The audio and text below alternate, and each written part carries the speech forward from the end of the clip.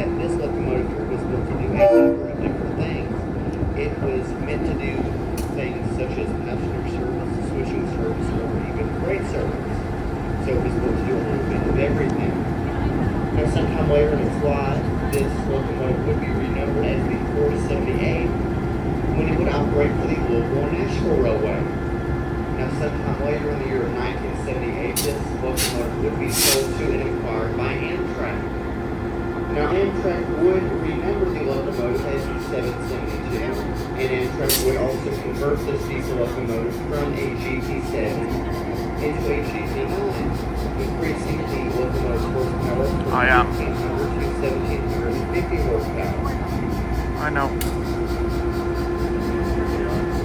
Now, eventually, this locomotive would be acquired by the Tennessee Valley Railroad Museum, and in 2004, this locomotive would be restored and returned to its original 1950s appearance.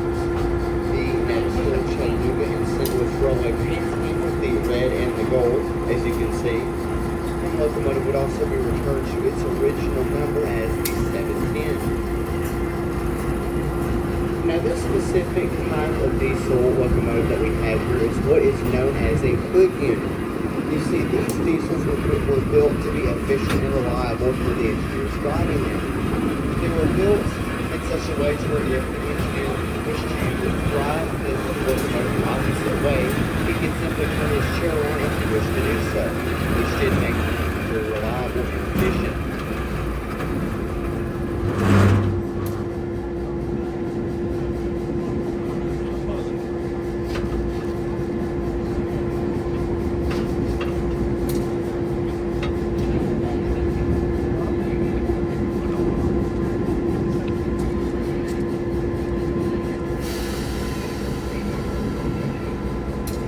Here you go, ladies and gentlemen. That is a 1916 turntable turning a 1950s diesel locomotive.